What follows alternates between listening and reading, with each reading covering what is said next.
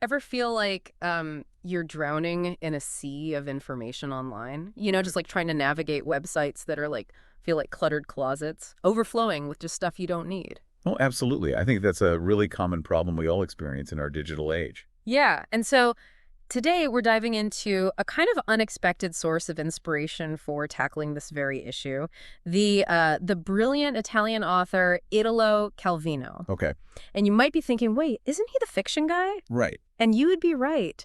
But UX researcher Alessandro Zilberti, who's been, in the design world for over a decade, sees a powerful connection between Calvino's literary principles and the art of crafting really exceptional user experiences. It's interesting how these seemingly very disparate fields can kind of intersect and inform each other. Totally. And Zilberti focuses on 4 of Calvino's 6 memos for the next millennium: Lightness, Quickness, Exactitude, and Multiplicity. Hmm. They sound a little bit more like descriptors for like a delicious pasta dish Right. than design principles, but trust me on this one. Okay, I'm intrigued. Tell me more about this pairing. Okay, so let's unpack this, starting with lightness.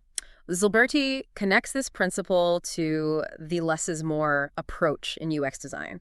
You know how frustrating it is to go to a website and it's just like visually so cluttered? It's Yes. just too much. So Calvino would say, lightness is key.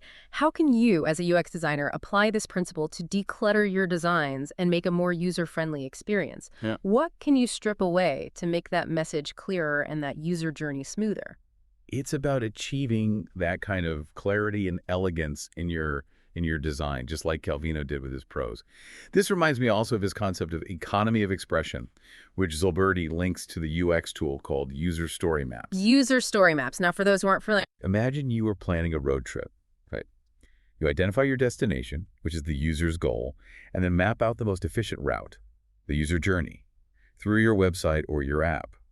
And you're also prioritizing the key stops or like the essential features along the way. That's what a user story map helps you visualize. Focusing on essential elements, you get rid of any unnecessary detours, and you ensure that user experience is as efficient and satisfying as possible. it's like choosing the scenic route over a traffic-jammed highway. Exactly. And everything you're saying about decluttering and efficiency makes me think about Calvino's principle of quickness. And before you say it, I know it's not just about speed. Exactly. It's about designing those quick and intuitive interactions that feel almost subconscious. So think about how effortlessly you navigate a well-designed app. You just kind of intuitively know where to click and what to do next. Right. That's System 1 thinking in action, that fast, instinctual mode of processing in our brain. Calvino's quickness can really help you design for that really smooth, almost invisible user experience. I love that. Speaking of invisible but essential, Zilberti connects Calvino's exactitude to service blueprints in UX design. Now, I'll admit, service blueprints sound kind of intimidating. They're really not once you break them down. Imagine a meticulously detailed map of your user's entire journey, from their first encounter with your brand all the way to like the completion of their goal. Every single touch point, every interaction, meticulously plotted out. And this really helps you anticipate user needs and ensure a seamless experience. So planning and precision are key, just like Calvino emphasized in his writing, but doesn't too much planning risk being inflexible? That's a very important caveat. And Zilberti does acknowledge, the potential pitfalls of adhering too rigidly to any principle. And we need to remember that U.S. design, just like any creative process, really thrives on iteration and being really receptive to user feedback. It's about finding that sweet spot between careful planning and remaining adaptable. Exactly. And speaking of embracing diverse perspectives, Calvino's principle of multiplicity really resonated with me. Yeah, this is a fascinating one because it really speaks to the heart of understanding your users. Just like Calvino believed in incorporating multiple viewpoints and experiences into his writing, UX design can really benefit from a similar approach. And Zilberti links this to the practice of triangulation in UX research. Precisely. Think of it like gathering clues from various sources to solve a mystery. You wouldn't rely on just one witness testimony, would you? Similarly, triangulation in UX research involves using multiple methods. Surveys, user interviews, data analysis, all of it to gain a really comprehensive understanding of user needs and behaviors. It's about getting the full picture. Exactly. Seeing things from different angles. Yes. Avoiding that tunnel vision. Absolutely. But even with multiplicity, there's a balance to strike. You don't want to overwhelm users with too much information or choice. So it's about finding that sweet spot between diversity and clarity. Okay, so we've covered lightness, quickness, exactitude, multiplicity, all incredibly relevant to creating seamless and enjoyable user experiences. But before we get too comfortable with these principles, Zolberti cautions against embracing them without careful consideration. It's like that old saying, too much of a good thing. Even these seemingly positive principles can have drawbacks if they're taken to extremes. Okay, let's unpack that. What happens when we take lightness too far? Where does the pursuit of clean, uncluttered design cross the line into oversimplification? Well, imagine a website so stripped down, so minimalist, that it actually becomes confusing and users are left, scratching their heads, wondering where to click, what to do next. You've kind of prioritized the aesthetic over the functionality, and you've sacrificed clarity for emptiness. It's like getting a plate of food art. Visually appealing, but not very satisfying. So how do we strike that balance? Where does just enough end and too much begin? That's the million-dollar question, isn't it? Yeah. And it's really where a deep understanding of your target users is absolutely essential. You need to know who you're designing for, what their needs and expectations are. A design that's perfectly streamlined for one audience might feel bafflingly sparse for another. Context is everything. Okay, so if lightness is about finding the right level of minimalism, what about quickness? We talked about designing for intuitive interactions, but could an overemphasis on speed actually kind of work against us? Absolutely. Remember System 2 thinking, those mental processes that require deliberation and analysis. Imagine trying to book a flight or choose a health insurance plan. These are tasks that demand careful consideration and you're being rushed through the process. An overemphasis on quickness in those situations can lead to a lot of frustration and potentially some really poor decision-making. It's like that saying, haste makes waste. Sometimes we need to slow down to make the right choice. Which brings us to exactitude. You mentioned service blueprints and the importance of meticulous planning, but could too much exactitude actually stifle creativity and innovation in the design process? You've hit on a very crucial point. I remember when I was first starting out as a UX designer, I was kind of obsessed with creating the perfect plan.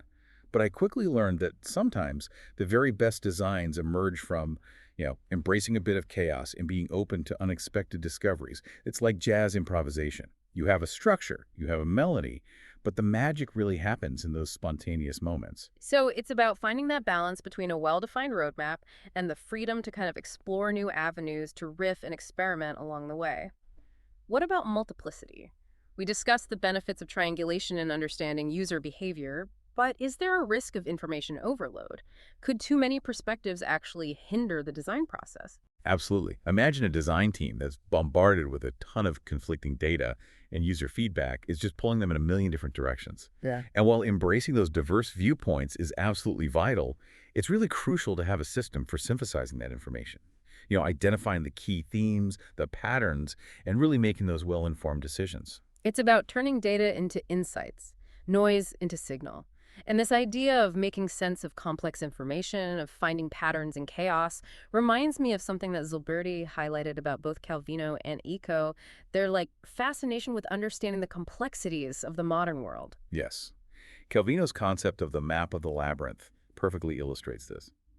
He believed that literature, with its ability to explore multiple perspectives, connect those seemingly disparate ideas, could actually provide a framework for navigating those increasingly complex systems that are shaping our lives. And Eco, with his background in semiotics and his exploration of cosmic literature, seems to echo this sentiment. It's like they both understood that to really design meaningful experiences, whether in literature or UX, you need this deep understanding of the interconnectedness of things. Precisely. And this understanding, this ability to kind of see the bigger picture, is more critical than ever in today's rapidly evolving digital landscape. Think about how quickly technology advances, how these new devices and platforms emerge, and how user expectations are constantly shifting. It's like trying to hold on to water, constantly changing, fluid. It really challenges us to adapt and evolve our approaches. Which makes me wonder, with all this talk about Calvino's principles and their potential applications in UX design, could the flow of inspiration go the other way? Could UX principles, with their emphasis on user research, empathy, accessibility, actually influence the way we even approach literature? Yeah, that's a fascinating thought. Could we imagine a future of user-centered literature where authors incorporate design thinking to craft more engaging and impactful reading experiences? It makes you wonder, right? Could we apply service blueprints to novels? mapping out the reader's journey, anticipating those moments of intrigue and suspense and emotional resonance. Or consider the principle of multiplicity applied to literature. Could we use user research techniques to actually understand how different readers with their unique backgrounds and perspectives, how they interpret and respond to a text? It's like opening up a whole new dimension of literary analysis. And speaking of exploring new dimensions, Zilberti highlights another fascinating connection between Calvino and Eco, their shared belief in the primacy of reason over action. Ah, yes, this idea that understanding a situation should really precede any attempt to change it. It's like Calvino's map of the labyrinth once again. Before you can navigate a maze, you need to understand its structure, its patterns, its potential pitfalls. So it's not just about designing for action, for like clicks and conversions, but for understanding, for creating those aha moments for users. Exactly. It's about designing those experiences that make users think, that challenge their assumptions, that really broaden their perspectives. And this is where the connection to Eco's work becomes even more intriguing. Remember his fascination with lowbrow culture, something that Calvino didn't really engage with? Right. Eco saw value in exploring, popular culture, genre fiction, even comics, arguing that these forms of media could offer valuable insights into the human experience. And this raises a really fascinating question for UX designers. How do we account for these different levels of cultural understanding in our designs? Do we need to cater to all levels or focus on a specific target audience? It's a really complex issue without easy answers. Yeah. On the one hand, there's a case to be made for designing with inclusivity in mind, ensuring our products and services are accessible and understandable to the widest possible audience. And on the other hand, there's the understanding that every design project has its limitations. A specific target audience with their own unique needs and expectations.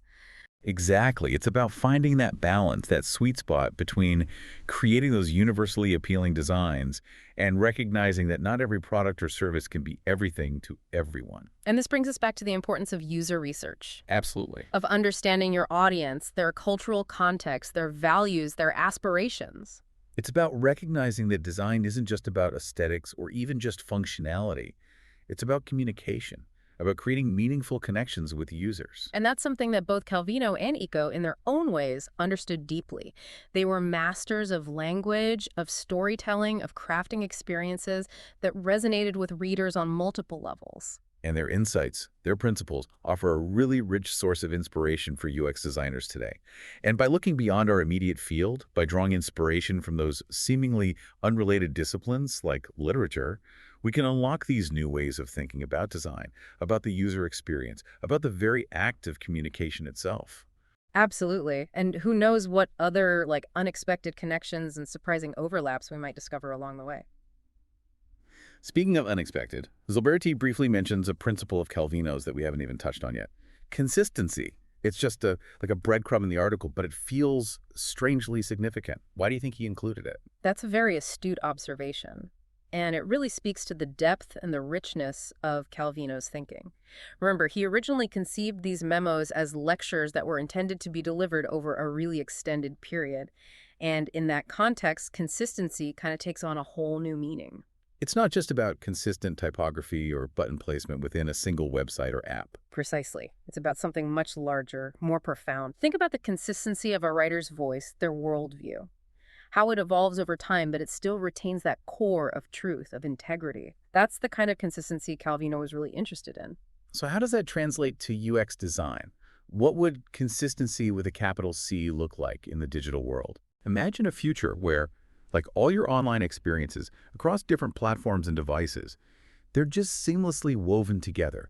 Your preferences, your data, used ethically and intelligently to create this truly personalized journey.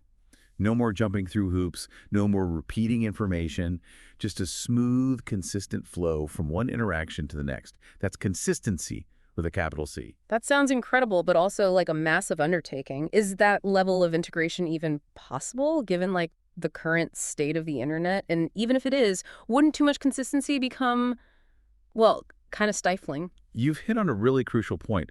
Just like with all the other principles we've discussed today, balance is key. too much consistency, and you risk creating kind of a digital echo chamber, like a walled garden where users are very comfortable, but they're never really challenged. And so they might appreciate the familiarity, but their growth, their ability to encounter new ideas and perspectives, that would be limited. So it's about finding that sweet spot. Enough consistency to build trust and familiarity, but enough variation to keep things interesting and allow for, like, personal evolution, almost like a good novel. Exactly. A compelling story.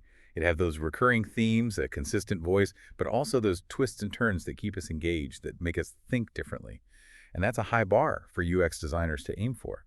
Creating experiences that are both reassuringly familiar, but also excitingly new. It's a very delicate dance between consistency and surprise. On that note of aiming high, I think it's time to thank Alessandro Zilberti for giving us this incredible framework to think about. If you're listening and want to learn more about Zilberti and his work, you can find him at alessandrozilberti.com. What a journey this has been. We started with this really unexpected pairing of Italo Calvino and UX design.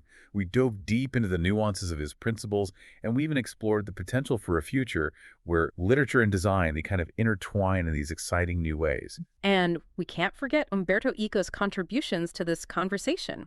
His insights on semiotics, on cosmic literature, even on lowbrow culture, added such a rich layer to our discussion. It's amazing how these, seemingly disparate threads, literature, design, technology, culture, all kind of weave together to create this tapestry of our digital experiences. Absolutely. So as we wrap up this deep dive, we want to hear from you.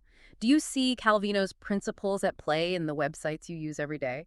Do you dream of novels that are designed like apps? Share your thoughts, your designs, your stories. Let's build a bridge between these two worlds and see what amazing things we can create together.